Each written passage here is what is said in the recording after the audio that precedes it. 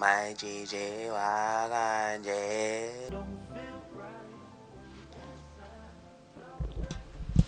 Yes, we are back. 2Gs in a pod, your mum's favourite duo, back in the studio again. What you saying, Andy? I'm good, man. I'm good. You guys probably heard we started off with some Mac Miller. Rest in peace to Mac Miller. He died yesterday from a drug overdose. Yeah. And yeah, man, that was bro, proper hit me hard. Like, it was proper sad. Because I really liked his album. I liked his last one as well. And I find it a bit weird when celebs die and stuff, because it's like you don't really know them, but especially when it's musicians, you don't really know them, but you feel like you know them because like they put so much of themselves into the music and stuff, and you sort of like you feel like you know them just because you've been listening to them for so long and that kind of stuff. You kind of like almost grown up with them. Like, when was this first thing? Like 2010 or something? 2010, 2011. That's almost a decade that we've been listening to him. I mean, Mac Miller as well was like, he's what, 26 when he died, so it's similar age. Yeah, bro. So I think it kind of just hit a little harder than, I don't know, like, because if it's an old musician that dies, like, yeah, someone that's not, you don't feel like you feel like they've done what they, came in the game to like accomplish in that. You know what I mean? But with him, I felt like his music was just getting better and better. He was sort of evolving as an artist, so I don't know, man. I thought it was proper sad, but yeah. No, it was sad. Especially because this album was quite. It wasn't a positive album, but it was. I would say it was. There was like, it had like a positive spin on it. It wasn't. Like, he was discussing things that weren't positive. Yeah, but there was undertones. Like, yeah, exactly. I'd say there was like a positive undertone, yeah. And it just seemed like he was sort of picking himself up out of a kind of dark place he had been in. So it's just quite. Like, almost as if he knows that, alright, I've been going through this for a while, but like I know that there's like a light at the end of the tunnel kind of thing.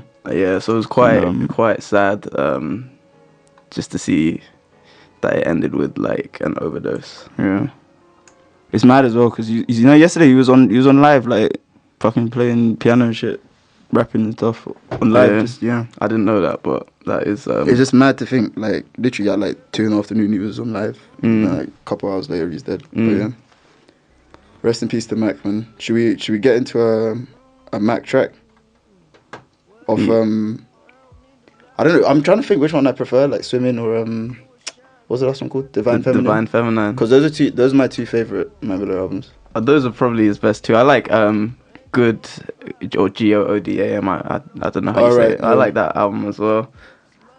I don't think I listened to that at the time, I haven't listened to it all, but there's a few songs that I really like off that album. That was like probably the first album that he had where it was kind of, there was more artistry behind it. Do you think so?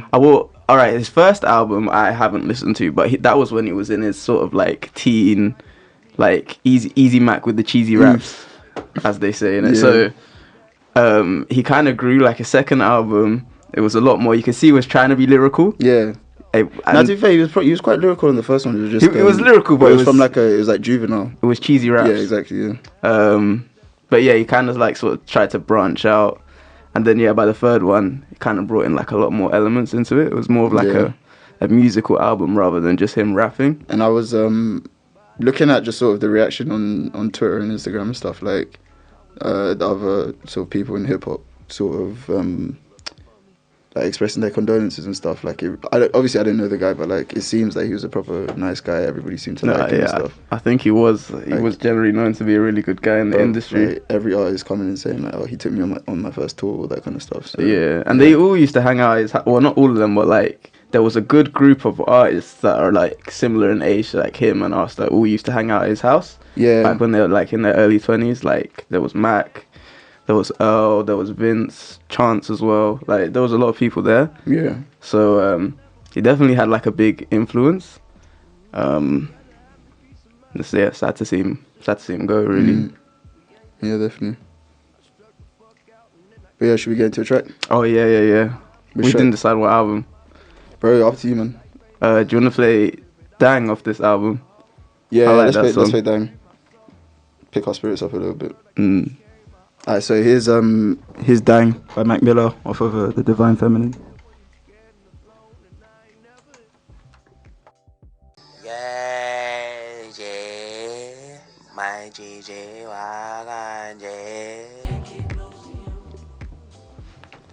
Yeah, so that was Dang off of The Divine Feminine by Mac Miller. Yeah. You know, I saw him perform that live. Oh, really? When I was in the States. I was at Anderson .Paak show. Swear. And he brought him out for this song. Oh, that's sick, man. This song got like a very good response. Yeah, nice tune. This was a tune. I was surprised this song at the time didn't get a bit bigger. But well, I mean, I guess he was always like not indie or anything, but like he was like an alternative kind of artist. You know what I mean? Yeah, it's like he doesn't. It's not like mainstream hip hop that sort of. Yeah, he was kind of on the outskirts, I guess. Like when he dropped his album on the same day as Travis's, people weren't really talking about his album. Yeah, they're talking much. But that was the same day as Travis, isn't it? Yeah. Like Travis is a big act these days. Yeah. But he had respect from everyone in hip hop, which always can like speak to how good someone is. And I was looking like he's worked with pretty much everyone, bro. Like, yeah. Because he's worked with everyone as well. Everything, yeah. He's worked with everyone in TDE. J. Cole produced a tune on his last album. He hasn't worked with Drake, but Drake was saying that he was good friends with the guy or something. Yeah. He produced a whole Vince project once. I think it was a mixtape. Was it a whole project? Or it might have been a joint project between him and Vince, but he produced all the tracks. Oh yeah, no, I saw Vince posted something today on Instagram, something like that. Yeah, they were close. I can't remember what that project was called, but that was a good project. Yeah, man, it's peak. Anyway, man, how are you? What's up? It's been a bit, man. I ain't seen you in a couple of weeks, bro. I know, man. I'm good, bro. I'm on vacation right now. How until November? Yeah, man. Fam, I'm jealous. The thing is, because I've only just started work on Monday, but bro, you know, because obviously I'm not really doing that much in the office yet. It hasn't really picked up yet because the first issue is not in print until the 28th. Yeah. So I'm just in the office, just chilling. Yeah, basically. And also the office is like mine is separate to everyone else. Yeah. So like no one really knows when I'm there or not. So I don't know if I should say this on air, but I'm gonna say it anyway. Like, so like for the first few days I was doing I'll come in at 11 and dip at 3. But then you know what happened on Tuesday? Someone called me, like the office phone. Yeah. I think at 3:20, and I'd already gone home. So I get an email when I get a missed call straight away. Yeah. I was like, shit. So then I emailed, I was like, I must have popped out of the office, blah, blah, blah. And I was like, all right, fine, now I need to stay till like do the full 9 to 5, even though I'm not doing anything. Now you're there just chilling. Yeah, so I've been there, but how did I even get into that? Because I'm not doing anything right now. Yeah, bro, I've been there chilling, looking at my holiday pics, like take me back. And it's like, what, Dubai? Well, everything, bro. Dubai, Miami, everything. Oh, my sister's still holding my Miami pics hostage, man. Oh, what, your sister took them? Yeah, because she's got a portrait mode, bro. I need to get someone with that camera, man. Fam, for graduation, I told her, I said, make sure you get authentic interactions between me and my G's. I said, I'm going to be walking around interacting with a lot of people. Make sure you get the good candidates. Because just not following you around with the picture. Bro, I told her she's going to be my personal photographer for the day, man. But yeah, graduation, man. It's going to be good. Yeah, it's going to be good. But yeah, so you're just chilling. Yeah, man. I feel like... you know that, what's that song called again? I'm on one, yeah? Yeah. You know that Drake line where it's like, with my, like, I've been on vacation or something. I can't remember how the line goes. And he's like, with my skin tanned and my hair long and my friends have been so patient. What fans you got, bro? What are you talking about? The fans of the show. All 5 of you. Big up, man. All 5 listeners. Oh, man. Yeah, bro. Yeah, I'm chilling though. I'm good. Fair, bro, fair. Bro, see yesterday started so well because flipping Maria I'm Drunk got put on Apple Music. You know what's mad, yeah, about that song? I prefer the slowed down version. Did you? I prefer the slowed down version. You imagine just because you're used to that the pitch down thing. No, but I feel like Young Thug especially sounds better on the slowed down version.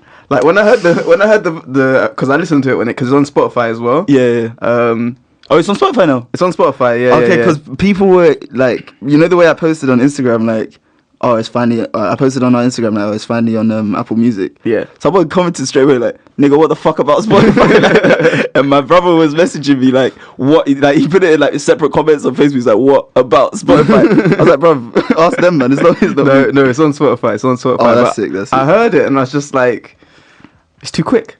You think it's too fast? Are you sure it's on Spotify? I'm looking now, bro. I listened to it yesterday on Spotify. Okay. Oh no, yeah, I see it. It's there. Yeah. It's hidden.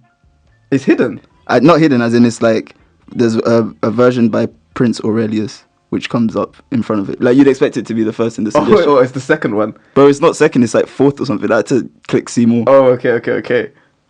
But, bro, what happened there? Basically... Bro, it's playing on your phone. Yeah, I looked onto my phone because I wanted to see if the Travis Scott song was there. For those of you listening, yeah, that was an L by... Anyway, what was I saying? Yesterday started off well, and then the Macmillan news came, and then I went gym because... I go gym to clear my head and stuff. And I got a ticket outside the gym. Bro, do you know the number of fucking L's the number of tickets I've had since in the last year?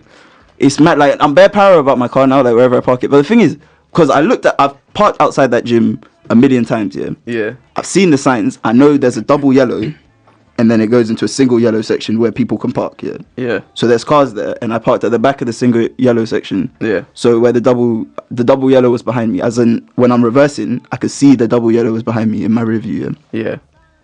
But I'll show you the picture in a sec here. Where I parked, yeah, there's two yellow lines, but one line is so faded, like, you can't even tell it's a line. Like, I just thought it was, like, obviously, because they paint the lines on. I thought it was, like, the paint from, when they did it, some flecks of paint. When I show you, bro, like, for real, like, it literally looks like specks of paint. So you're gonna feel it? Is this not one yellow line? That is jokes. Yeah, that's one yellow line. Bro, that's one yellow line. I've appealed it. I sent the picture. I said, it's mad because where the second yellow line starts, yeah, the first yellow line disappears. Exactly. So I was so confused. I was like, oh, that must be like the edge, like showing you where the lines. You know what I'm saying? So I took a picture of that, and obviously, bro, I got the ticket at midnight. Why the fuck are you still up, like, giving out tickets at midnight? Don't you have a life? Someone wanted that commission. Fam, bro, I was so pissed off because I'm like, rest, like, go home. It's midnight. Because even there's times when I have parts of the double yellow there, I will admit, yeah, because it's midnight. Like, I usually go late. I'm like, bro, no one's gonna be working at this time. So, bro, the ticket says, yeah, they observed me at 11:36, yeah, and they waited to put the ticket on my car at midnight. So you just hung out outside the Tesco. 24 minutes. Bro, you hung out outside the Tesco in Colindale for 24 minutes, dude, just so you could catch me out. You're a prick. It's a man who takes his job seriously. Bro, I messaged my boy about it. I sent him the picture and stuff. He said the sort of people that do this are the sort of people that eat jerk rice. I was like, fam, I hope he fucking chokes on it, bro. That jerk rice thing cracks me up, man. Jamie Oliver, man, he's been pissing me off. Like, when was it when he first started his flipping, like, tirade against all children in the UK? We were in school. Yeah, that's what I'm saying. I think we were in year 4 or something. Yeah, we were in primary school. Bro, so he's been pissing us off for the majority of our life, you know. He's a prick. He's mad annoying. Do you reckon? Did you see the, like, debates about the jerk rice thing? About whether someone should be able to jerk rice. You know what's really funny?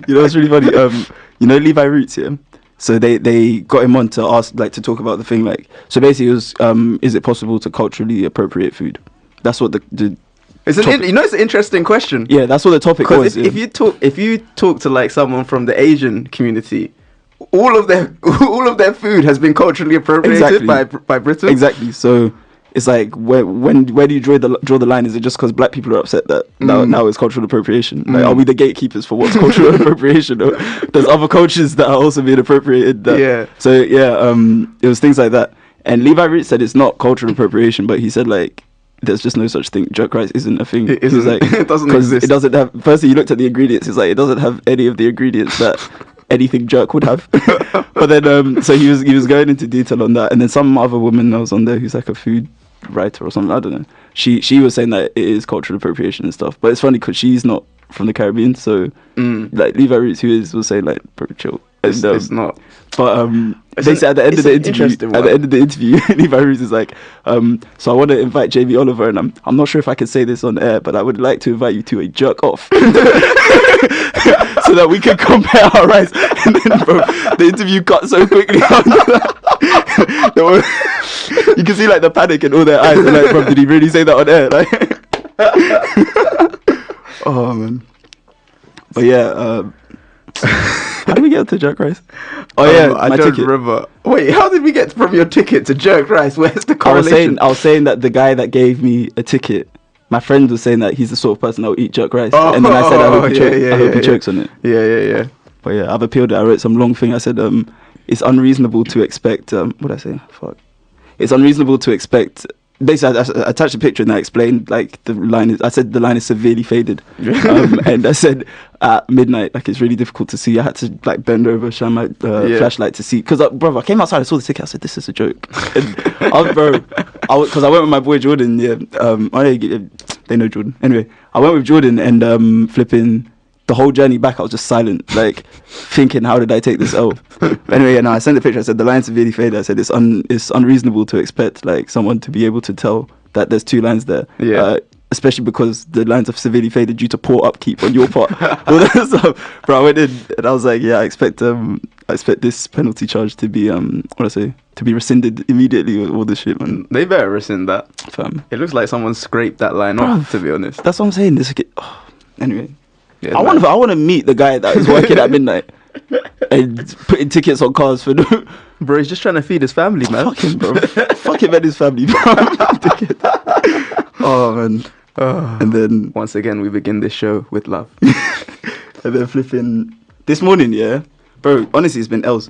So basically, I was meant to move into my flat on Saturday. I'm moving to Actually, no. Let me tell the whole story. So, we had a flat in Notting Hill, proper nice place, yeah. Yeah. And I wanted to move in time ago, but Bozza and his brother are still in Birmingham. They were like, yeah, let's just move in on the 8th. I was like, yeah, fine, whatever. But I wanted to move in there because I wanted to have it in time for Carnival, because it's in a proper sick location. And so the landlord. Basically, so we've been waiting since like 22nd August. That's when they accepted our offer or whatever. Yeah. And it got to like it got to Monday and we're moving in on the 8th. I'm like, fam, we still haven't heard from them. Like, surely they should ask for money and all that kind of stuff, yeah? Yeah. So I'm in the office. This bro, Anthony, he's the land estate agent. Fucking prick. Anyway, yeah, Anthony, man, calls with this little ratty voice. He's like, Andrew, you need to get your dad to fill in it's saying like my dad hasn't filled in these guarantor forms or whatever. And I sat with my dad and watched him fill them out the Friday before, yeah, which was the 29th of August, yeah. 29th, something like that. Yeah. So I was like, bruv, he's filled them in. I was there when he filled them in. Yeah. And he said, oh, but they're expecting one other form. I said, what's the form? He said he doesn't know. I said, bruv, so what do you want me to call my dad and say? Hi, dad, they want a form. He'll say, what form? Oh, I don't know. I was like, my dad's a busy man. I can't just be calling him like yeah, dad. So these forms, yeah, and he doesn't know what I'm talking about. Anthony was like, okay, cool. So I was just waiting, like I was assuming they'll get in touch with my dad. Yeah. Then on the Tuesday he calls, and Tuesday morning he said the landlord's getting restless. She's showed the property to another person whose references is cleared and stuff. So that she's like, oh yeah, basically we're gonna lose the flat if we don't sort everything out by 5:30 p.m. that day. I'm like, bro. And he called me at 2 p.m. on the Tuesday. I was like, bro, you've given me, and I've lost it on the phone. I said, you're giving me 3 hours to save this flat. Yeah. And I said to him, so what's the form you need? He said, I don't know. I said, bro, that's when I lost it. I was like, so you still don't know what I fucking need? Yeah, I'm gonna lose the flat in 3 hours. Are you mad?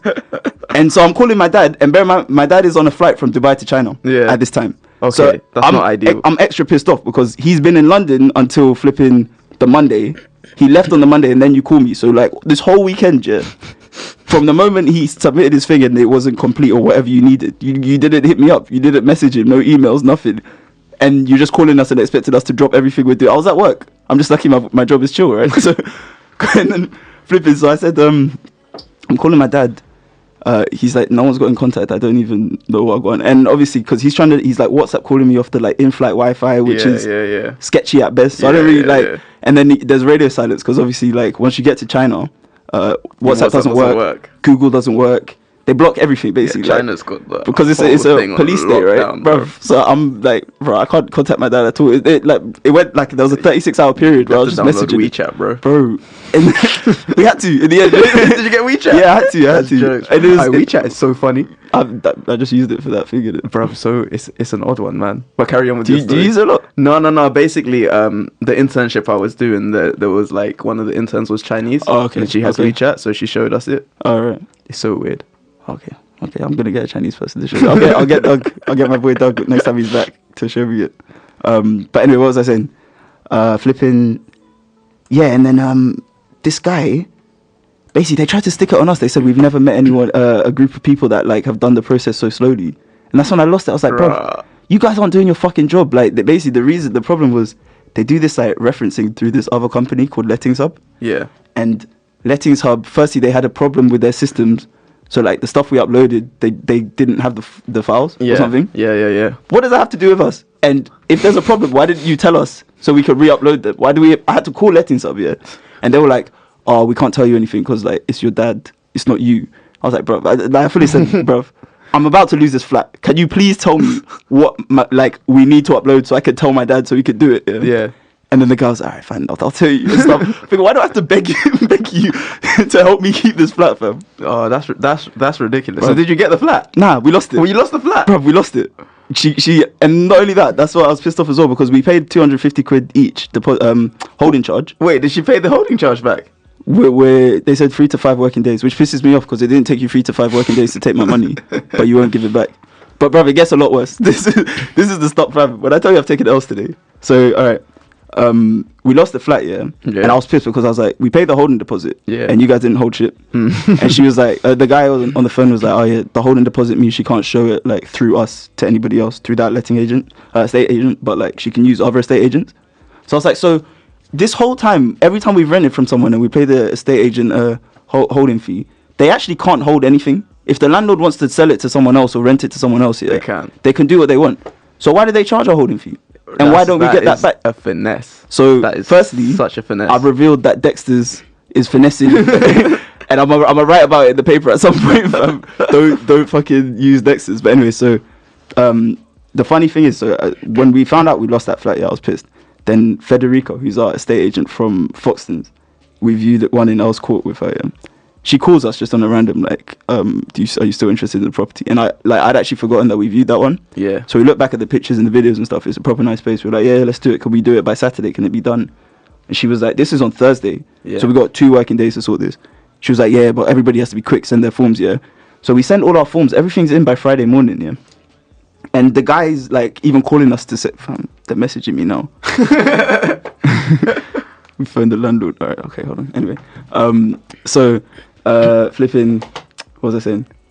Yeah, so we called the guy and they were like thanking us, like proper, like, oh, well done, you've got all the forms in one day, like this is really quick, you've really helped us out, all this stuff, So we get to this morning, I'm ready to drive down and pick up the keys at 9 a.m, So I'm pissed off already because it's a Saturday and I'm up at 9 a.m. Then I just messaged Bozza and Iyad, like, bruv, can we just make sure, before I leave the house, like, can we make sure everything's fine before I go? So they called the estate agent.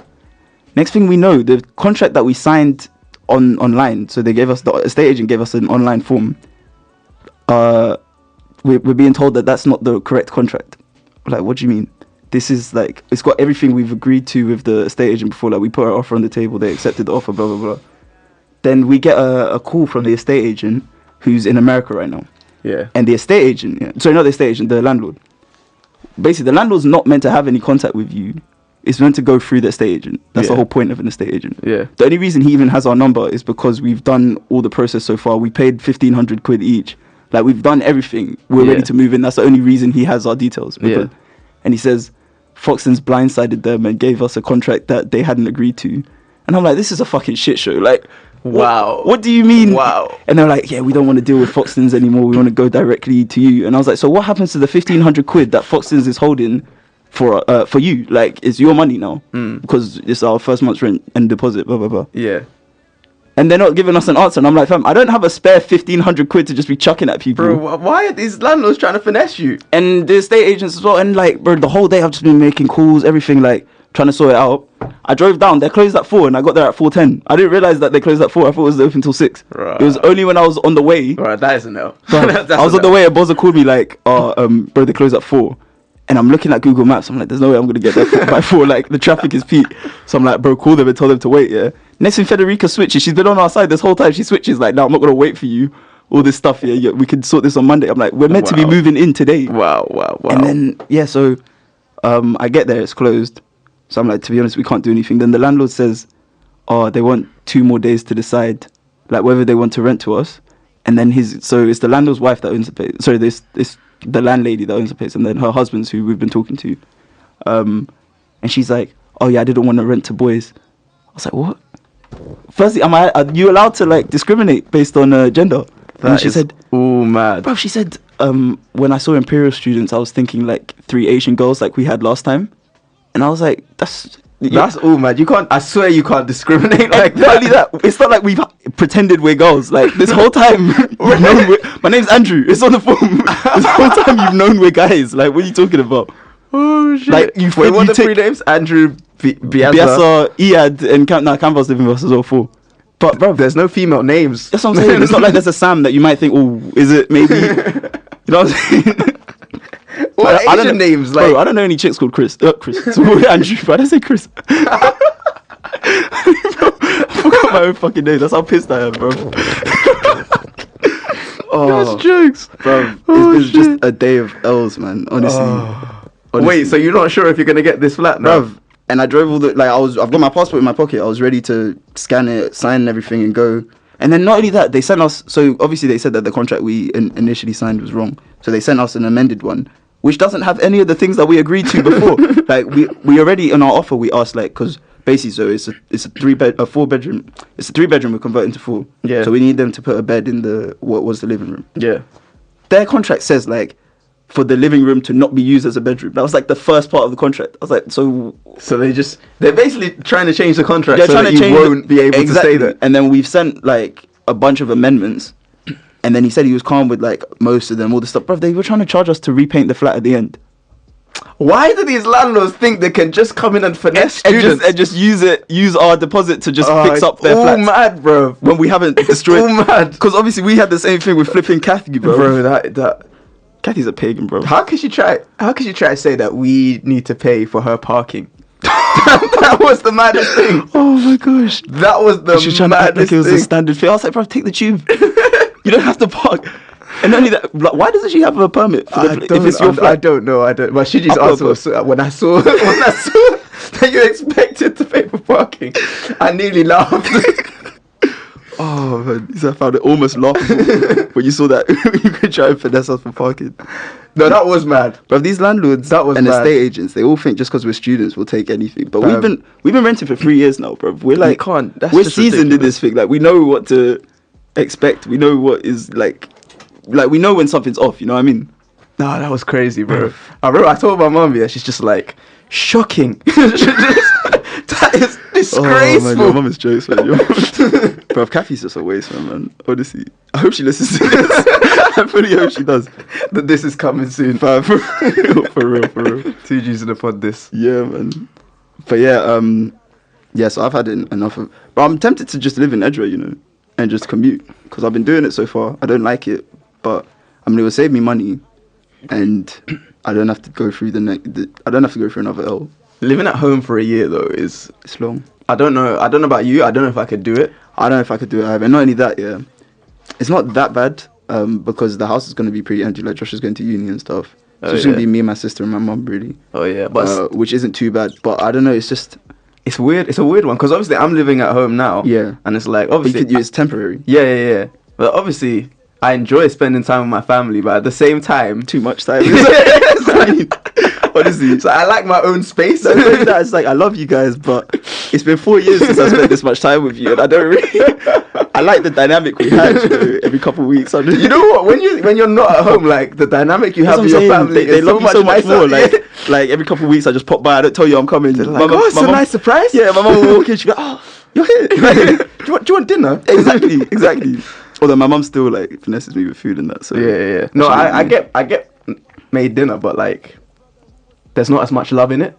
You know what? You can actually taste it. Like, I don't know if it's gas or anything, but you can actually taste the difference. Like, but no, I'm not trying to out my mum. No, I'm not trying to out my mum either. I understand that it gets annoying when I'm in the house all the time. Yeah, I can see that. I think she forgot how much I eat as well, because there's never enough food. Yeah, bro. Like she'll make something and it'll be done. Like by the time she comes home, and it's like.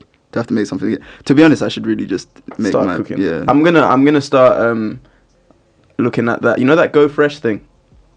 What's that? Go Fresh, Eat Fresh, something like where you sign up with them and then they bring you meal plan. They bring you meals and the ingredients. Oh, okay. Yeah, so like recipes and the ingredients. Okay. So I might start doing that and like just eating more, man. Yeah, fair. Because I eat a lot. It doesn't show. I know. I was gonna say, bro, I lived with you for a year. You don't eat that much. Like, I do in small doses.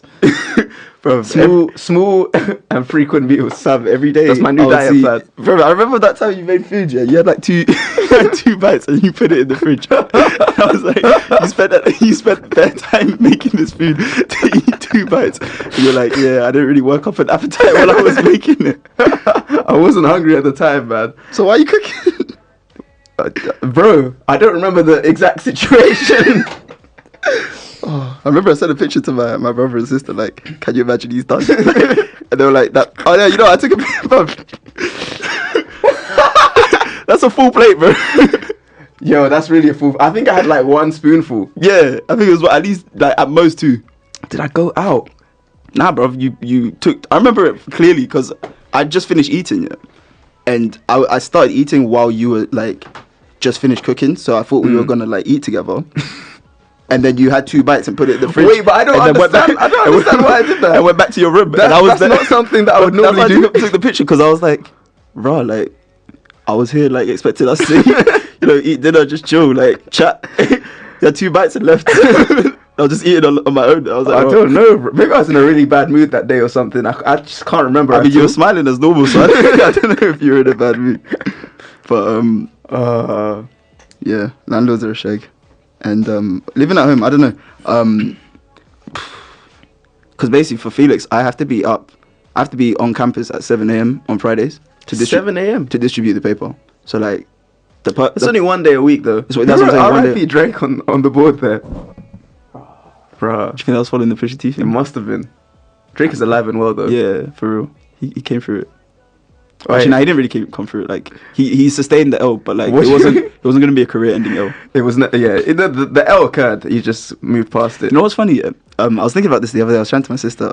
You see the way Pusha T, like when he called his album Daytona because he has the luxury of time, and the Rolex Daytona is his favorite Rolex. Yeah, and he was saying it as if because he's like a luxury artist, that's why he has time. But the truth is, no one's checking for you. That's why no one cares when you haven't dropped. No one is really waiting for your album. Like if you drop one, I'll listen. But I'm not sitting there like, oh, I haven't heard from Push in 2 years. Although I will admit, like, all right, I was kind of anticipating King Push and stuff, yeah, for a bit. But it's not like I was there gassed. That You're not in deep anticipation of the Pusha T album. That's why even though his album was really good. Like I actually still do listen to that album. I think he's probably the only one of it. That and Kids See Ghost are the only 2 from the... I don't even listen to that anymore. I listen every once in a while. I don't even listen to that anymore. What do you think of Kanye's new... The Pornhub? Yeah, his new role. Is he the creative director of Pornhub now? Do you think it's after the Jimmy Kimmel interview? Yeah, he said, I still watch Pornhub. I still look at Pornhub, man. I don't know. I don't really pay attention to it. That's all mad you Kanye's done out here. Do you know how many like teenage boys would love that job? He's literally living a teenage kid's dream. For real. The creative director of Pornhub. He's 40. Oh man. Yeah, he's a bit messed up.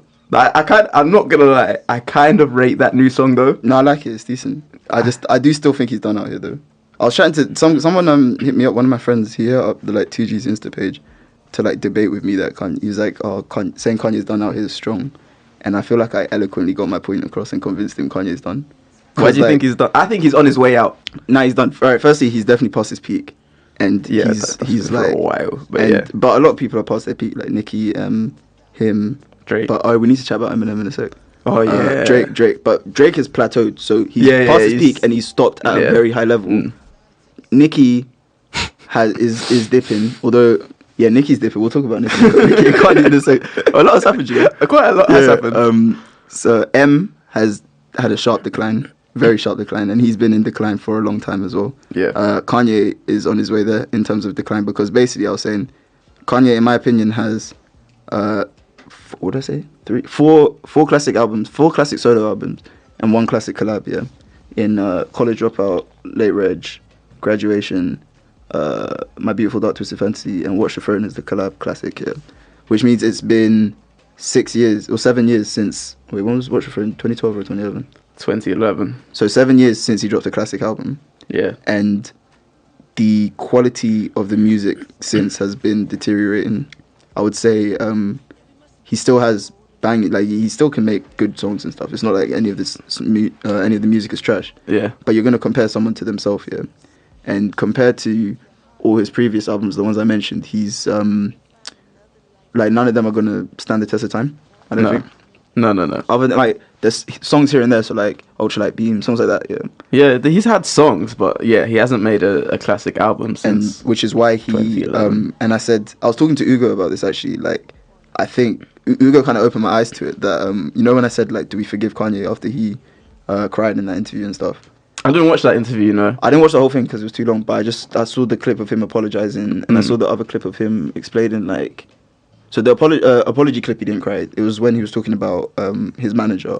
Like, his manager would have stopped TMZ happening and all that kind of stuff, yeah. Yeah. I was thinking, the whole time I was watching it and he was crying, I was thinking, you sacked your manager, bro. And said, I can't be managed. Exactly. So you're crying because your manager wasn't there to help you out of a sticky situation, but you got yourself into that situation and sacked the person that would help you. Then when you realise you shouldn't have sacked him, you stand here crying. But that's another thing. I just think, it's just... It all seems very selfish right now from Kanye. You know what it is? It's like, basically, so the reason he goes on these Twitter tirades and all this kind of stuff here is to sort of, he's capitalizing off black outrage, or like black people all looking at what he's doing, yeah. Which is why he'll go and say something about slavery and stuff, yeah. Which makes him no better than H&M or Pepsi, who will do, they know that all publicity is good publicity. They can weather the storm of being cancelled or whatever. For a little bit. I've seen a lot of men out here wearing H&M clothes, bro. You know what I'm saying? Like, they weathered the storm, they come through it. I ain't shopped at H&M. I haven't shopped there since. But I'm saying there's a lot of people that will... Yeah. But I'm not even going to lie. Like, I saw he's dropping a new all-white Yeezys. I signed up on it. I did that. Even though the whole time I signed up, I'm like, fuck Kanye. But bruv, I signed up, and if I manage to get one in the raffle, you best believe I'm copying it. Yeah. So that's what I'm saying. Like, he's managed to capitalize off us being outraged, knowing that like we don't have the power to actually do something about it, us being outraged and stuff. But the thing is, if the music, because when he was saying all that stuff, it was around the time where he was dropping albums. If the music isn't good, or if it isn't up to the standard that you have previously produced, we're not gonna listen to it in the same way. Because like his album, it didn't do well for Kanye. It didn't do well. So like what, 140 or something? In a streaming sort of thing, when you streaming era, if you only drop 7 songs, then it's always going to be limited, right? That's true, but yeah, it's true. It didn't do very well. You're right, and no, like you said earlier, it's like flash in the pan.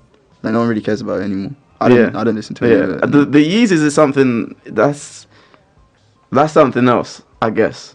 Because I don't know, when I used to listen to Kanye, he usually had a message. Yeah, like you said, yeah. But I don't want to hear his message. No, now he doesn't say anything. Because he doesn't say anything. What I wanted out of Ye would have been like, had he come with a 444 type. You know what, this is actually, it ties really well with the conversation about like Eminem, and even extends to Jay-Z and stuff, because there was a period where Jay-Z, like, you might have not finished, but like after Magna Carta Holy Grail, you would have said like, oh, like, he's done. Like he's dropped all the. We've had everything. It wasn't a bad album. That was a bad album to go out on. Exactly. I wasn't waiting for another Jay-Z album. And after he sort album. of gave himself another lease of life with 444. So I was expecting from, and with Eminem Revival, you would have thought that would be a similar thing. Like they're giving you like a final an album coming from a mature standpoint, which I think Eminem was trying to do. It just flopped.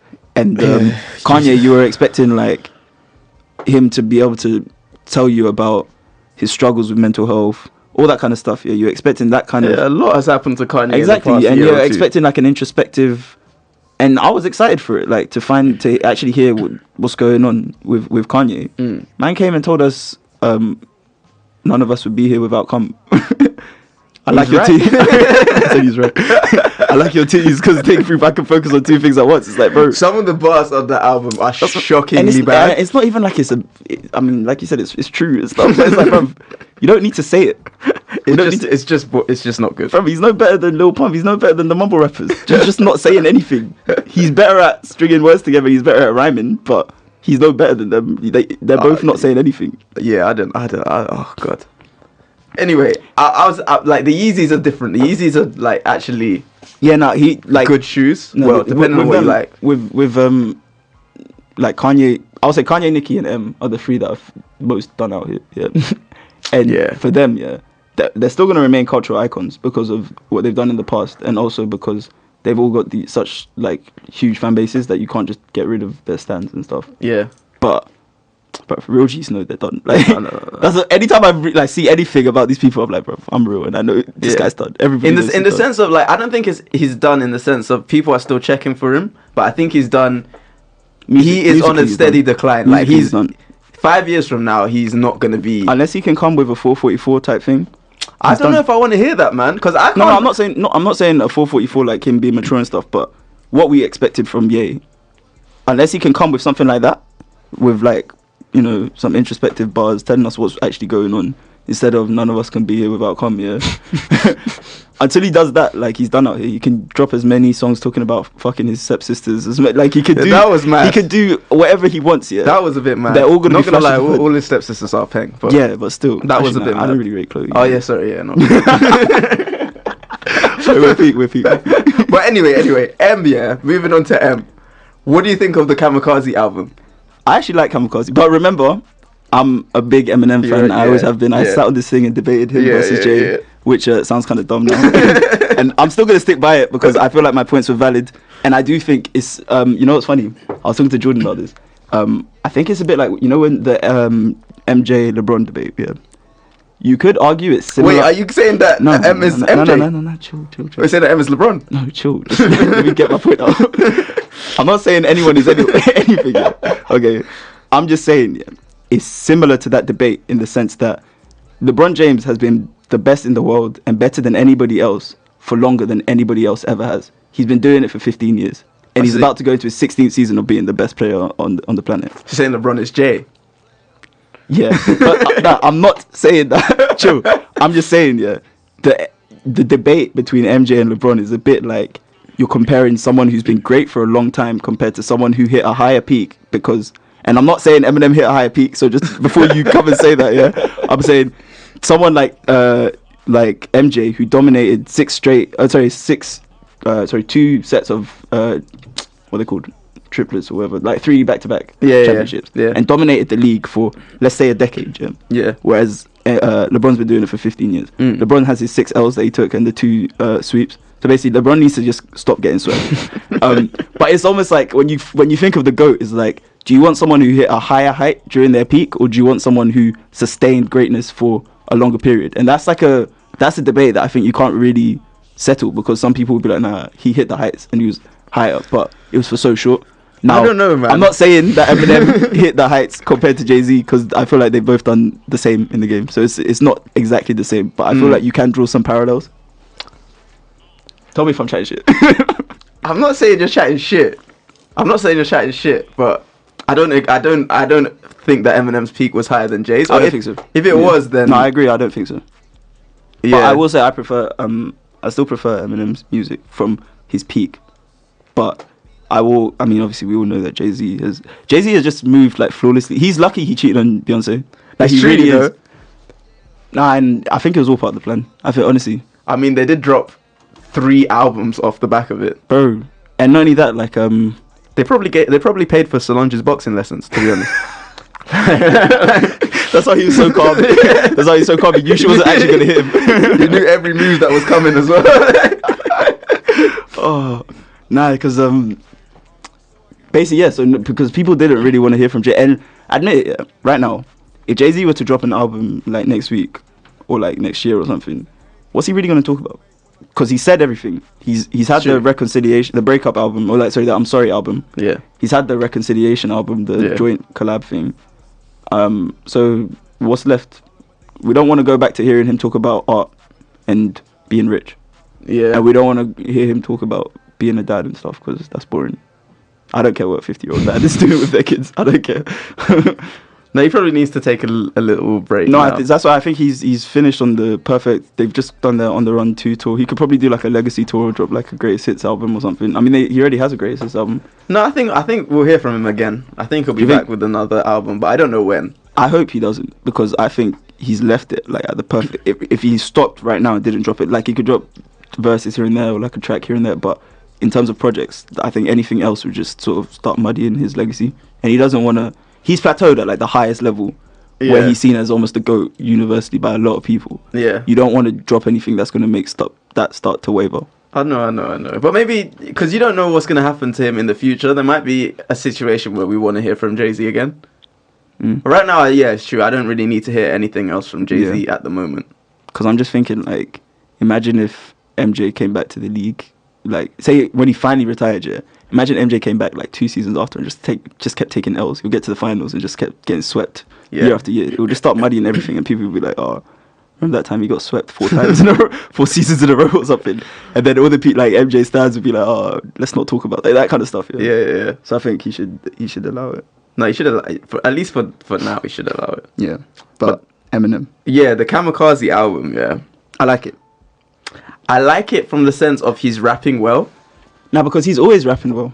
I like it from the sense that I feel like it's basically, I think Joe Budden had a good point when he said Eminem hasn't really said anything for close to a decade. I feel like it was a bit harsh because I was with Daniel actually. I double checked like when Love the Way You Lie, what was the other one? Love the Way You Lie, Not Afraid. All those songs where they all came out, they were all like 2010, 2011 time. Yeah. So like it's not quite a decade, but since that album or like whatever that album was, I can't remember. Was it the Marthal Measures LP? Recovery. Was that Recovery? I can't remember what the album was. Recovery, but since that album, he hasn't really said anything. Like on the Marshall Mathers LP2, that's the one that had Rap God and stuff. So he was just showing off like he's so sick at rapping and everything. But do you listen to Rap God as a song? Who's sitting in their car listening to it? I don't listen to that album. That's what I'm saying. I don't listen to that album. Marshall Mathers LP. Exactly, because he's not saying anything. So Joe Budden had a point. He hasn't said anything for like... He's basically been a mumble rapper that can spit. He's been a very lyrically good mumble rapper. Yeah. He hasn't said anything for like 7 years or whatever. But I think the reason that is because Eminem always used sort of anger as his inspiration for music and stuff. And I think remember when we did the January episode and he dropped the Chloroseptic remix, and I asked, why does it take your album being trash and then everybody getting onto you before you actually spit? And the reason I think is because he uses anger as his fuel. So like if he's not angry at something, he just doesn't. If he's happy, he just can't spit. Like, there's nothing to say. But there's because when he came out, when he released the albums the way he was at his peak, he was angry, but there seemed more substance to it. Like he was angry at sort of things that had happened in his life. Now he's just... No, you're allowed to be angry at criticism. The criticism was correct. No, criticism is valid, but you're still allowed to be angry at it. I just thought this was like... If people got onto Drake about why don't you look after your kids, he's allowed to be angry at them for saying it, but it doesn't mean you're not correct for asking him why he doesn't look after Adonis. It's a valid question. Why are you coming at Drake? Nah, because I think it's funny because I remember you said like he sounds so bitter, and I was thinking Drake is like the most. He'll drop Scorpion is one of the most bitter albums I've heard. He's and all his freestyles, everything. He's still pissed at Kanye, but we don't care. He has reason to be pissed at Kanye. He has reason to be pissed, but like it's not for us to say whether you have reason to be pissed or not. Like if I'm dropping an album, and everybody's universally like parroting it, I'm allowed to be pissed, especially if it's the album was dead. Yeah, but you're still allowed to be pissed. I don't know, man. I agree that the album was very bitter, and I just didn't like the like if he had come with like he was disappointed with the response, and like had rapped about that, okay, but no, I like the fact that he just came at people that said that the album wasn't good. The album wasn't good. I like the fact he came at people, but I do hear what you're saying. Like he kind of went overboard a bit. It was a bit like because it was like, come on, M. Yeah, some of the bars was like, and why are you coming at Lil Yachty? Like, I don't think someone like M should go at someone like Lil Yachty. Why? They make completely different types of music. Yeah, you know what it is? I think because I listened to the episode of Joe Budden's podcast where he was saying he basically said like, you just never adapted. Like the lyrical miracle stuff, people don't like it, and you never figured out how to make a new song. So like, basically, do you know what's bad jokes about that? Where like that show, he puts on, I can't remember whose song it was, but it's like, this is a vibe. And you was hot before Vibes was around. Vibes changed everything. Oh, that's That's true. It's slightly true. Nah. Like, when are you playing an Eminem song? At what time would you put an Eminem song on? When you've just been shouted at by your mum. Nah, I listen to Eminem when I'm trying to reminisce on when I like when you used to like stuff. Eminem. Yeah, because I mean I still listen to his old stuff, but I just don't listen to it all the time. But it's true. I haven't listened to his stuff in a long time. Like you're not cleaning out my closet at the barbecue. Yeah, I know. But if I'm trying to just have an Eminem session, cleaning your room. Because I still rate that song. I'm not gonna that is a sick song. Nah. Basically, my point is what was my point? So he was basically saying these guys can't spit like you can, but they found other ways to create. They started creating. Music. The rap has changed, which is true. And I was thinking about Travis Scott. I was like, Travis Scott is nowhere. Travis Scott's lyrics are on par with. Give me someone who can't spit. There's bare people that. There's a lot of people nowadays that can't really spit. I think Travis Scott's bars are on par with Post Malone, maybe slightly better. No, they are. They are. I would agree with you there. Yeah, but I would never say Travis Scott's got so many bangers, and he's building up a discography that's almost. Bro, I was thinking about this yesterday. I was listening to Maria I'm Drunk. I'm like, this is such an elite Travis song. Bro, Justin Bieber drops one of the verses of his life. This was the moment Justin Bieber went from a moist U in my eyes to a real G. Fucking Young Thug comes in. Spitting like he's never spat before. Young Thug is doing what Young Thug does. It took me back to 2015. I was like, fam, this is when I fucking fell in love with these guys' music. Yeah. And I was like, I'm not gonna say that Travis is trash just because he can't spit like you. No, exactly. So, but I can see Eminem could definitely go at Travis. You can't. But it makes it sound like a bitter old man. Exactly. And my point is, it's because music has changed. The people that like the lyrical miracle stuff all the time. They just need to shut up. That's what I'm saying. Because it's done for you guys. It's been done for you guys for a while. No one cares. This is the thing, Drake, his album is bitter, but he doesn't sound dated. Yeah. Whereas it just sounds like he's an old man. He is an old man though. Yeah, but no, I get what you mean. A bitter old man. It's the same issue that people were having with Budden a year or two ago. I'm gonna get onto Joe Budden in a sec here, but no, I do agree with you. But I do think as well though, I thought what Eminem did with the album, that I liked, was just the fact that, the way he was just taking all the popular flows the Migos flow that was on Bad and Bougie, did that on one song. The flow that everyone's using on the Take Heath beats. All that stuff. So the fact that he was just going in and out of different people's flows and stuff just effortlessly. I was like, right. He's basically just flexing and showing us but how good he is. He's incredibly skilled. But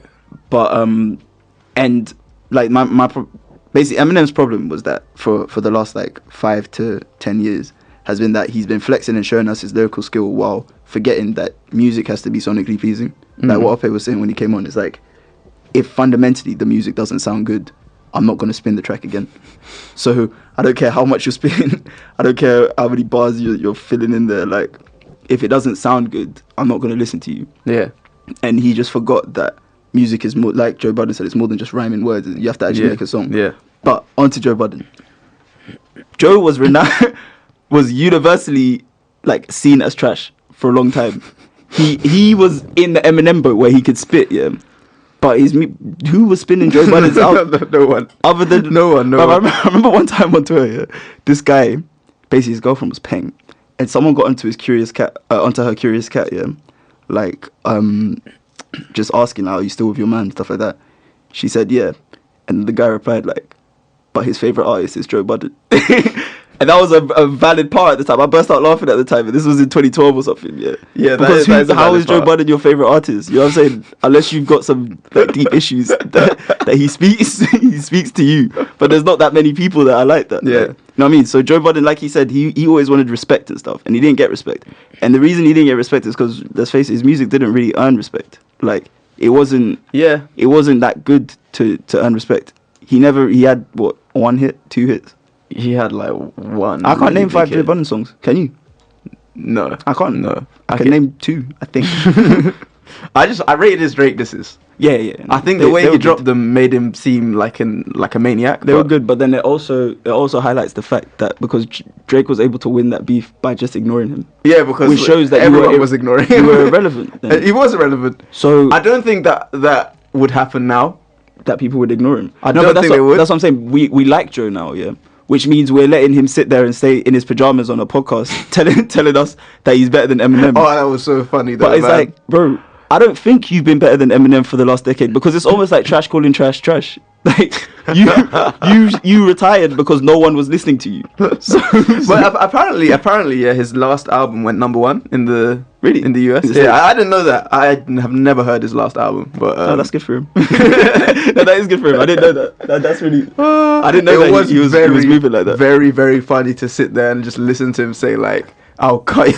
No, but I do think he because like you know I put on Twitter, I was like, who would win, Eminem or Joe Budden, and most people said Eminem. Yeah, but I was thinking more, and I was like, all right, Joe Budden says he's studied Eminem for the last, like, he's been his most important case. He's a fan, yeah. Whatever says that.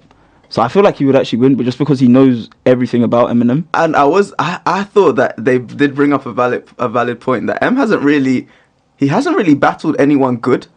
I don't really know his like rap battle history. You know what? Was he not like he's dropped some very good disses. Yeah, he was a battle rapper. Yeah, so he was a battle rapper. But since he's come into the game, yeah, he hasn't faced off against anyone good.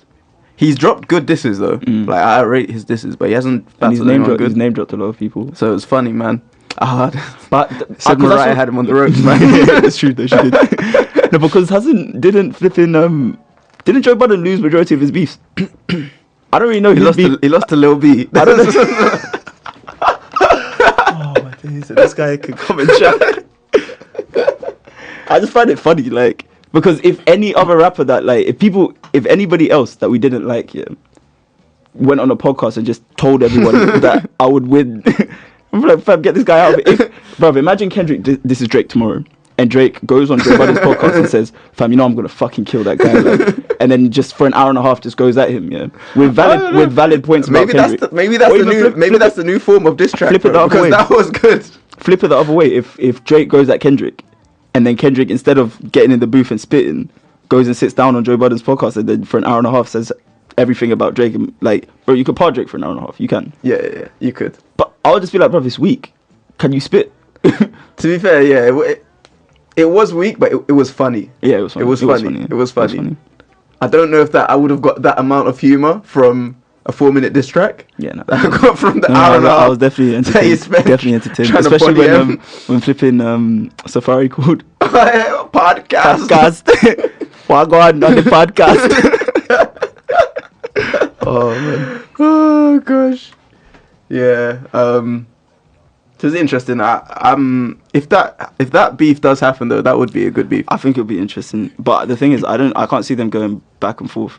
And also, Joe Budden basically said like Eminem needs to make the next move. So, and I don't see Eminem dropping a whole diss track to Joe Budden, because like there's nothing to par him on. Everything that he could be parred on, he's already either acknowledged or parred himself on. Like he knows that he was trash, and he knows that everybody likes him now because he's managed to flip. Yeah. You know what I'm saying? So like, yeah. But yeah, Nicki versus Cardi. I'll say it on Twitter. I only saw that this morning. Someone said, what did they say again? Nicki should use her unsold albums as throwing stars to fight her off. Oh my gosh. Oh, dude. Oh my god, damn. You think Cardi would win? In a fight? 100%. Nicki's pissed. Cardi she can't fight. Angry boy. Nicki can't fight at all. And Nicki's like, you know what Nicki's like here? She's like one of those people that just chat shit all day, every day, and then when you get upset, like I remember when I was reading the tweets, I was thinking about this time in biology when I was in year 10. There were these two guys, Ed and Ed. It's funny that they had the same name.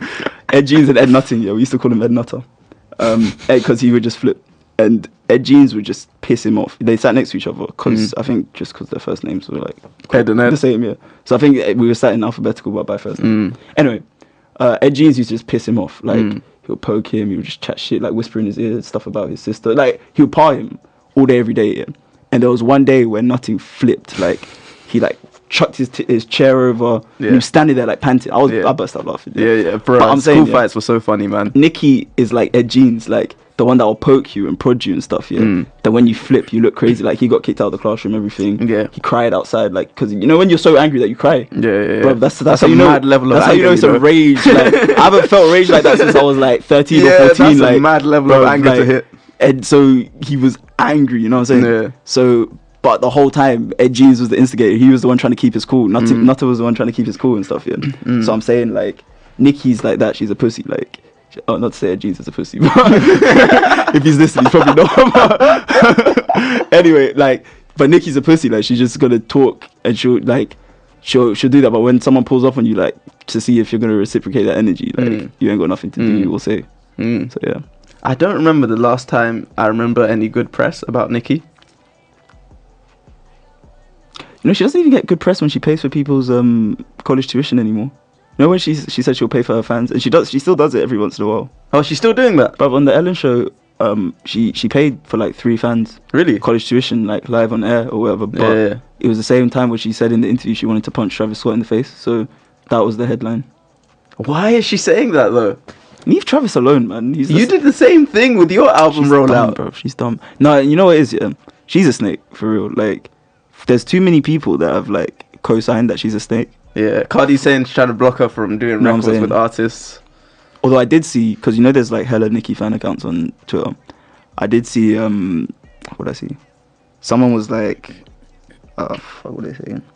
Oh yeah, they were like, so remember Lady Leisha said she was offered money by Atlantic to diss Nicki Minaj? Yeah. She was offered the same 360 deal that Cardi B's supposedly on right now, basically. So they were saying like, so obviously we believe Lady Leisha when she said that she was offered that she had to turn away, and she said she was really sad. She cried about it because she'd be able to take her mum out of the hood, all that kind of stuff. Yeah. So why do we not believe that like Cardi B is just being paid by Atlantic to beef her? Basically. To beef Nicki? Yeah, and Nicki's the victim in all this, effectively. Because had Lady Leisha sent a diss track to Nicki, you'd be like, what the fuck are you doing? Like, but Cardi's never sent a diss track to Nicki. But she tried to physically assault her, like, basically it's like but she's saying that's based on the sort of, what's the word?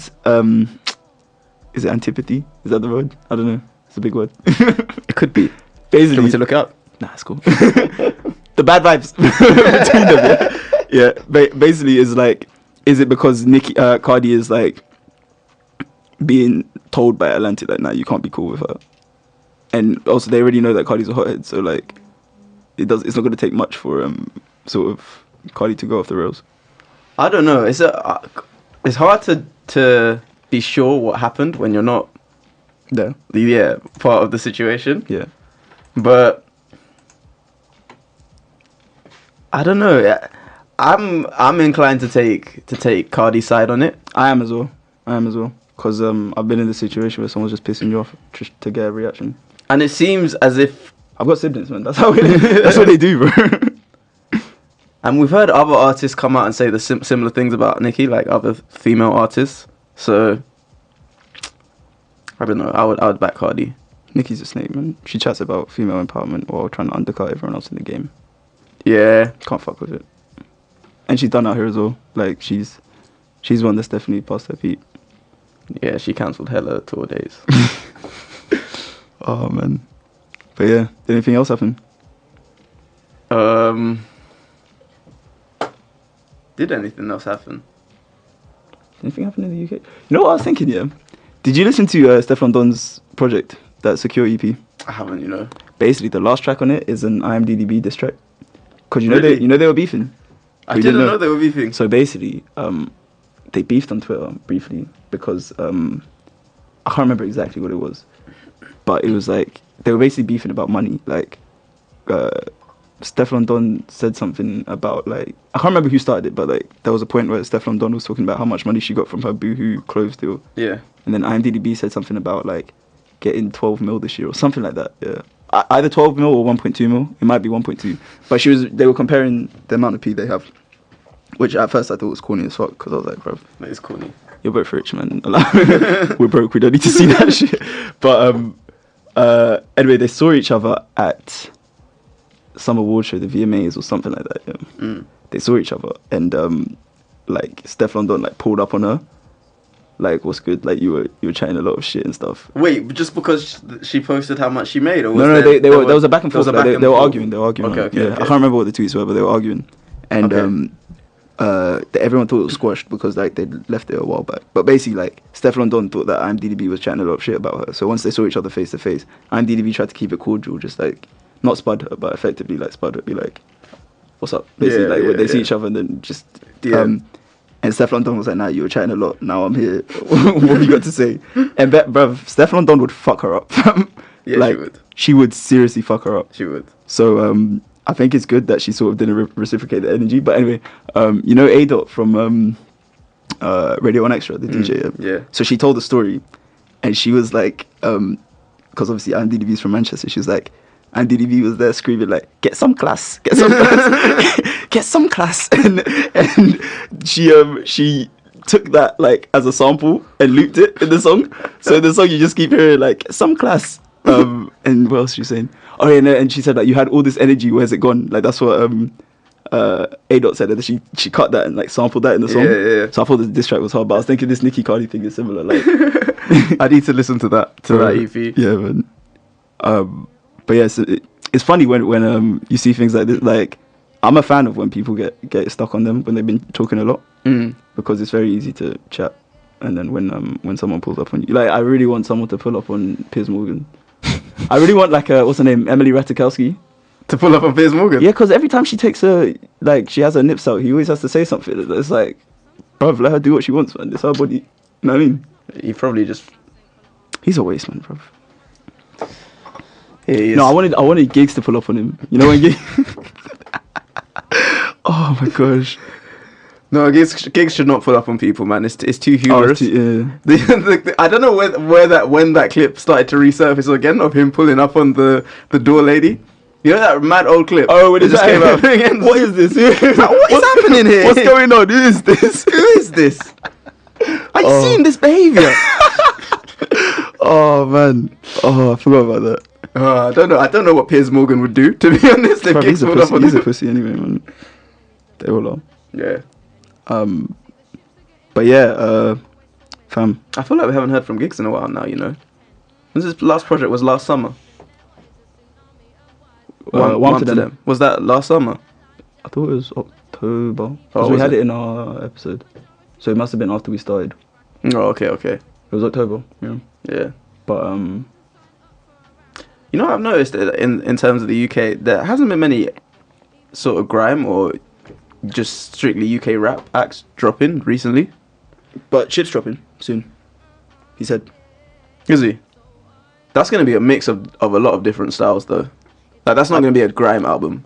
Yeah, I guess. I mean, he did the mix on the last one, so I thought he might come with something different on this one. But yeah, no, you're right. I'm anticipating some like sort of Caribbean. Yeah, I'm looking forward to that album though.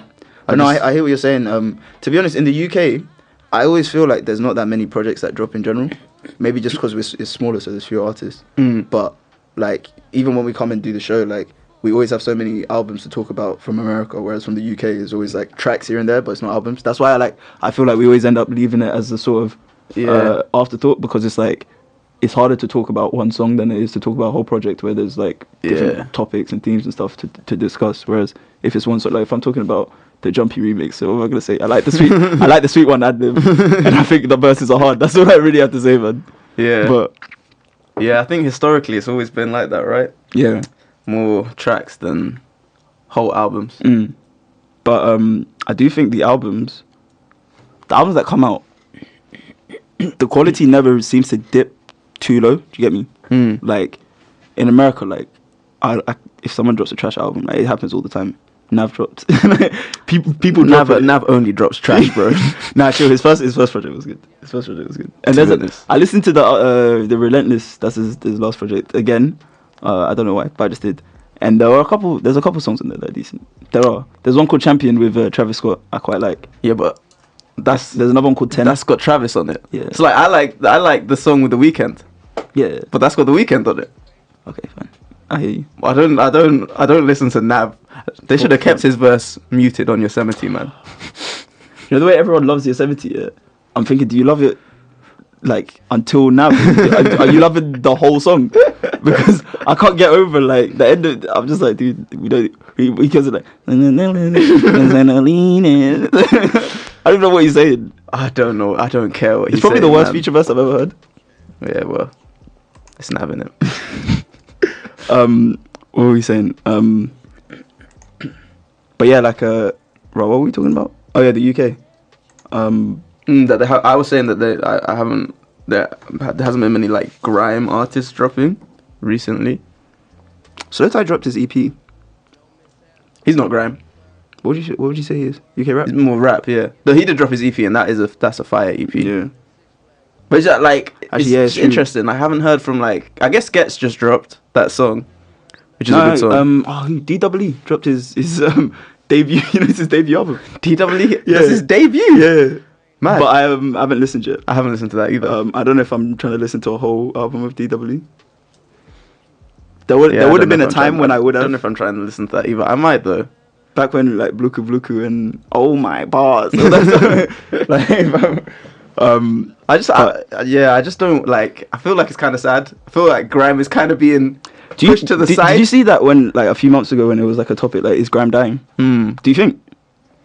I didn't really want to get into it because I don't listen to enough grime. Like I'll say I'm a casual grime fan. I used to be like a much bigger grime fan, but I feel like the sort of grime goats to me just stopped dropping. Jamie hasn't dropped since 2015. Yeah. Chip drops, but it's never really fully grime. Stormzy's last album wasn't grime. JME, not Jamie. Sorry. Skepta. No, Skepta. I didn't really like Konnichiwa that much. Dizzy, I haven't checked for in a while. Dizzy's last album was good though. Rasket was decent, but I don't really check for Dizzy. Kano, I don't know where Kano's gone right now. Yeah, so I'm saying like they've sort of they had, you know, when grime had its little resurgence when Stormzy came on the scene and stuff. Yeah. That time, and then at that time like Jamie dropped, Stormzy dropped in 2016. Skepta dropped. Who else dropped? Kano dropped. All that like I don't know if they've sort of like they're like, alright, that's calm. We're cool with this. Also, I don't know because, I mean, that did a lot for the UK scene in general. Because, I mean, like, urban music has been at the front of like British music since then. Yeah, that's true. But grime itself, that's basically what the the discussion was. Is basically like if you're the popular UK urban music, or you're like it's black music, but like the popular music that is all stemmed from grime, but it's not grime anymore, so it's like the Afro swing or the drill, that kind of stuff. Yeah, it's not grime, no. And so does a straight grime MC, are they still, so like AJ Tracy I would have said was grime. He doesn't really drop grime anymore. He's not dropping grime right now. Youngin is doing pop tunes with Jess Glynn. Who else? Yeah, Youngin's been off of grime for a while. Captain Conan did I don't even know if they were grime to begin with, but they did like an R&B slow jams album. Yeah. Like, everybody's sort of... Novelist drops a grime album. He was dead. But it wasn't good. Yeah. You know, it got nominated for a... what's that? Mercury. Maybe it was good then. I was baffed. I was so baffed. Anyone can pick up a Mercury these days, bro. That's an interesting point though. I don't know. Because it seems that once again...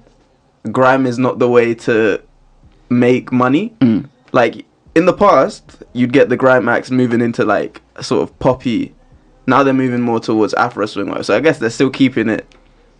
It's still in the circle, but I mean it's still like I put it under like I just call it the scene. I don't even call it like grime or anything. I don't distinguish it. Yeah, it's still like, in the scene. They're not jumping out of the scene anymore. Notes is in the scene, but he doesn't spit. Yeah, he's not a grime artist. But there was a moment where people were actually into grime. Yeah, and I don't know, is it because the generation that was into grime, like back when we were on the back of the bus with flipping Sonny Erickson, W10i or whatever, W810i, all that stuff, Bluetooth in the songs to each other, like. Yeah, when you used to have to share the files. Exactly, man. Yeah, like that sort of, we've all grown up in it. So I don't know if because I don't know any like, the new, when you see like a new grime fan and stuff, it always seems to be like some posh white kid. These days, I don't know if I'm being harsh here, but I don't really see that many like my brother doesn't listen to grime like that the same way I did when I was he's 18 now, he's not a kid anymore, but like when he was like 14 and stuff, he wasn't listening to grime the way I was when I was that age. Yeah, maybe we're becoming the old heads, man. Maybe it's a similar situation to the M thing, how he can't understand when no one wants to hear rappity rap anymore. Maybe it's a similar thing. Like the kids don't want to hear grime anymore. I don't know, because grime is only, as a genre, it's only what, 15 years old. It's not very old at all.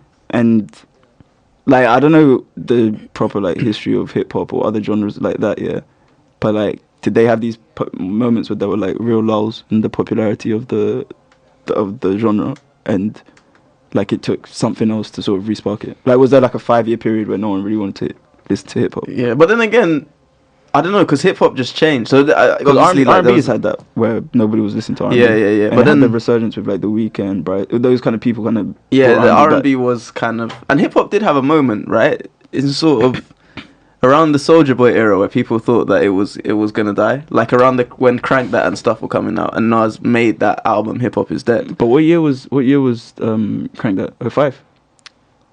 What, 06? Might be 06. Because Lil Wayne came. He ramped things like not long after that. So like, and Kanye was still about dropping music. Yeah, but yeah. Nah. He was. I don't even know why I stopped like that. But I don't know. Hip hop kind of just changed, but it's still like even today, hip hop is very different to what it was, but it's still hip hop. Whereas, because I was thinking like you see the like. With hip hop, there's the mumble rappers and all that. Like yeah, but they still come under hip hop. The different waves of things. Is that what Afro swing is to? But grime? Afro swing is not grime though. But is mumble? Because mumble rap isn't. It's hip hop. But are we just putting it under the umbrella of hip hop, or is it actually hip hop? Because some hip hop purists, like Eminem, wouldn't say that it's hip hop. Nah, I think it's hip hop, man. But I think it is. But I think it is as well. But is it because we're putting it under the umbrella of hip hop, or is it actually like what is hip hop basically? Oh, I'm not ready to answer that question. Right, but that's what I'm saying. It's interesting to think because then it's like, should we also be putting these people under grime? Under grime. Like if you had a grime stage at to be fair, if it was like a mainstream newspaper in the UK, they would say talking about Notes or AJ Tracy, or they're gonna say Grime Act, Grime MC. And if you had like a festival like Reading and there was a grime stage, they would all be on that stage. Yeah. So that's why I just say the scene when I'm talking about here, but I find it's weird when you compare it to like hip hop and the things that come under hip hop. Basically, I just think if I like it, then it's hip hop. Do you think that you like? Yeah, if it's not, then I'm like, it's probably not hip hop. That's what I feel like they should all do the same. Like all the bitter old men that like are pissed off that these guys are like disrespecting the culture. I'm like, bro, if you don't like it, they're not making hip hop. It's not for you. Yeah. I'm waiting for a new Skepta album though. Do you think he's gonna drop one? I don't know. I feel like he's busy just making moves. It's like that that meme is like from EastEnders where he's like, while you was out doing nothing, doing this, I was out making moves. Because I feel like he's been making big moves, man. He has. Like he's getting bigger in America. Like he announced recently that he was working on a visa to go to America or something like that. He went to America recently, no? Yeah, that's why I didn't get because he announced it and then someone like one of those like Plugsville or those Instagram pages that talk about UK music and stuff said like the caption was like, oh, Skepta announces he's working on a US visa with like the hands like. The cheering hands or whatever. When was this? This is not too long ago, and I was thinking like because he did get banned from like he didn't get a visa. Yeah, but he was meant to perform at what, Coachella or something. I think he was meant to perform at Coachella 2017, and he didn't get a visa. But then for 2018, he got one. He got one. No, he was at Coachella 2017. That's why I didn't get what they were talking about because like obviously he's got felonies, yeah, but like he's flown there before, so. Was it just a question of him renewing his visa and he decided to tweet it and then everybody got gassed? Because I found anybody can renew their thing. I didn't really understand what it was. Or is he like, he might even just be renewing an Esther, like, bro, they expire every 2 years. I don't know. You're going to have to renew it, bro. I didn't realise that someone had tweeted that. But yeah, Skepta is kind of breaking into the US right now. And he's doing all the fact. Like, it's like what we were saying earlier, man. He hasn't really done a misstep since he linked up with Naomi Campbell, man. Yeah, that move was... It was good for him, man. Genius. Power move. Everyone started to love Skepta again. Like he even said today that his new Air Maxes. Yeah. He said he didn't get a chance to even tweet out the link and they were sold out before when he checked. They're nice though. Those Air Maxes.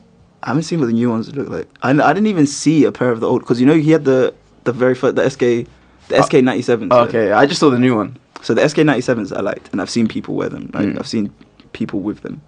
Then he dropped another one which was like white, blue, and red. So he dropped another one that was white, blue, and red. Yeah. But I know the only person I ever saw with it was Poet on Half Cast Podcast. He's the only person I ever saw wearing them ever. I didn't even see Skepta wear them. I saw him tweet or put the picture on Instagram one time. I've never seen anybody else with a pair. Yeah. Other than Poet. So I thought, like, did he just make a custom pair for Poet? So this new pair, I haven't even seen it. I've only seen like the Instagram picture, but they look nice. Let me see. Was it on his Insta? Yeah. When he said that they sold out. Did you see thing? What do you think of the Nike Colin Kaepernick thing? I can't find the picture. Leave it. Yeah. What do I think of it? Yeah. I think it was a bold move. From what, Nike or from Colin?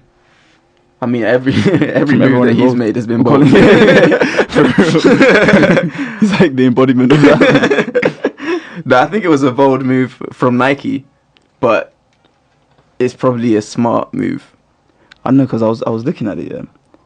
Like, my initial reaction is obviously like, this is amazing, all that kind of stuff, yeah.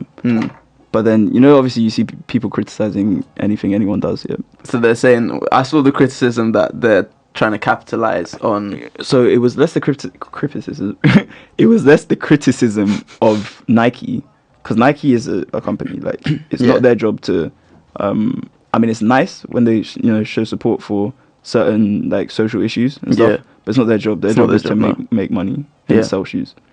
But it was like the fact that Colin Kaepernick's sort of mission and whatever his goal was is now like forever tied to the profits of a massive multi-billion-dollar company, which I thought was interesting when you think about it, because it's like, when these like big artists or like big public figures sort of link up with a certain company, a company who might have like questionable human rights record, like Nike has with the whole slave labor thing, or is it child labor? Sorry, that kind of stuff, But it's like they're trying to get their message out to more people, so it's like it has the benefit of that, and it's a benefit on all sides for Nike, because they look better, all that kind of stuff. Like, although they lost some market cap or whatever, that's going to come back quickly, and they gained in media awareness or something. They gained money in another way, something like that. I mean, they probably would have, So it's like, I don't know. It's like, it's almost like we think that Nike care and stuff. Oh, I'm not. Well, I don't know. It's like you almost like think that Nike care or whatever, but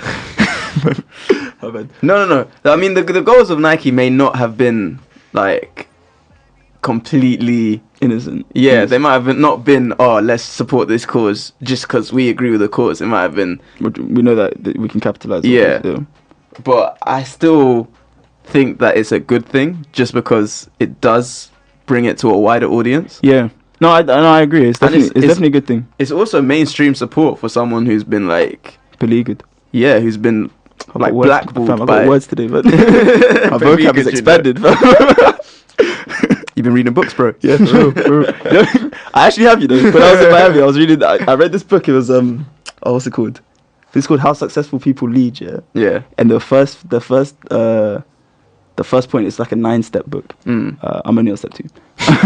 But the first step was to like show love and appreciation for people in the team, and just in general, like the guy gave it like different examples, and one of the examples was like, if you're raising a family, like that's a team as well with your wife or whatever it is. Like you could think of that as a team. Yeah. So as a husband, you're like the leader of the team or whatever like that. Yeah. So it's like, that's why you should always like vocally affirm your love for each other or whatever. And they were saying like, just you with your mates and stuff, you should be like telling them like on the like how much you appreciate them and stuff. And I was like, I don't know how much I'm gonna just sit and just chill and be like, bro, I really appreciate you, bro. I love you. Like, I'm not gonna be doing that every time I see you, but like, it made me think. I was like, how much do I actually like? Because I'm one of them people where it's like, I think actions speak louder than words. So like, when people tell me like, when people sort of tell me things, I sort of always take it with a pinch of salt, because until they actually do something, Yeah. To show that they're not just chatting shit. I'm always thinking like, bro, you're chatting shit.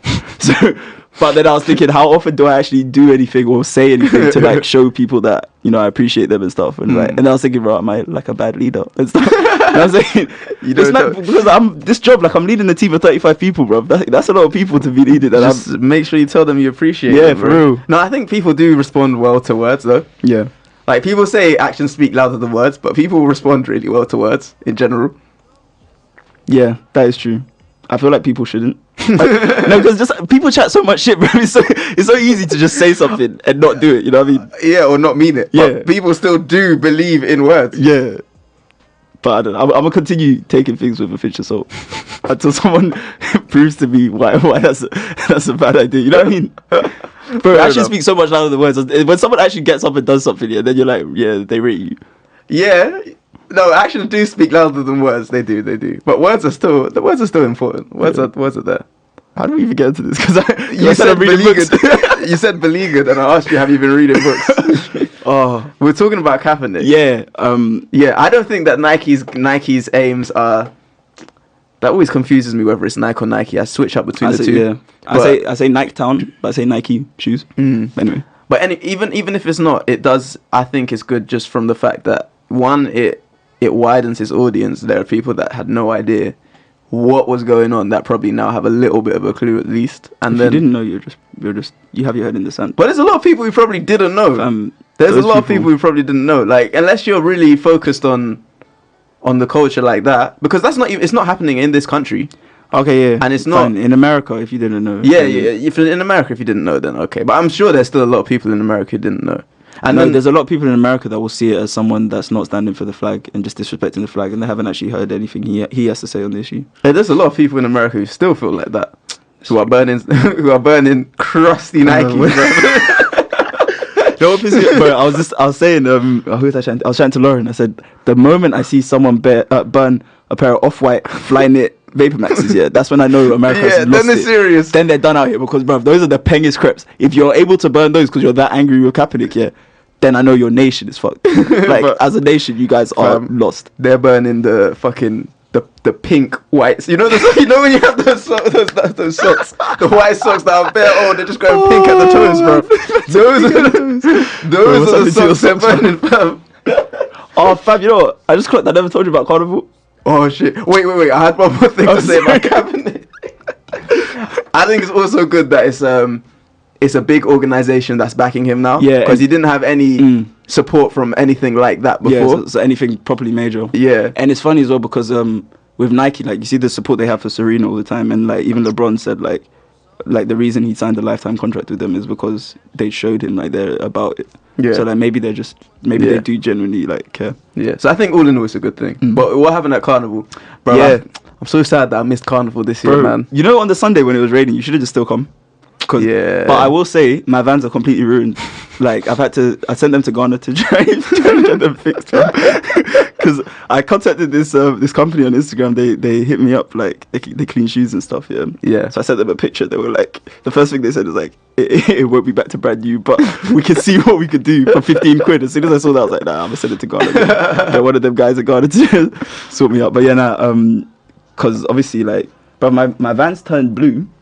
Like, you see on the back of the Vans, it's like there's a blue patch on the back of Vans, yeah, which is like fabric. Yeah. So the color from that ran because of the amount of rain. That's mad. And it ran so the whole white bottom of the van was blue. Yeah. And my toes were blue as well. And my toes are still kind of blue. I can't even lie to you. I've had countless showers since, and I've scrubbed my toes, but like there's some permanent discoloration that I can't even. That's jokes. All for a couple of wines. More than a couple, bro. Or for a lot of wines. They were spiritual. E-Man was doing the madness, bro. I saw that, bro. You know, the next day he hit me. He's like, bro, I beg you to leave. He was moving wild. Jamaicans take Carnival so seriously. Like, for real, it's like they've been in training for it. Like, it's their birthright, man. Honestly, man. But yeah, to be honest, we don't even have time to get into Carnival properly. But basically, I'm gonna wrap it up quick. Yeah, I got fat in Miami, so I went gym like every day since I came back, and I was doing abs bare, trying to like get my figure back because I was trying to take my shirt off at carnival. Yeah. I was trying to have my nips out basically. No, joking.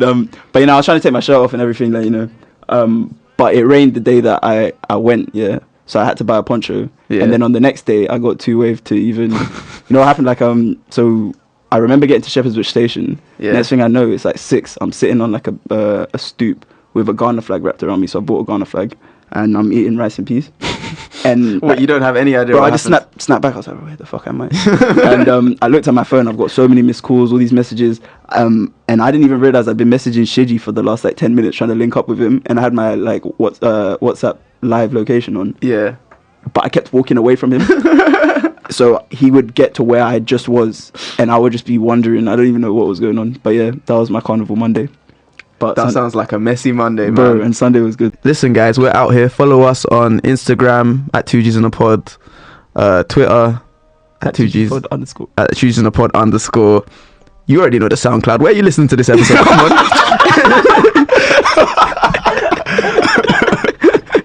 Are you sick of this? Yeah, she's sick of this. Yo, she hard, man. Alright, until next time, guys. My GG,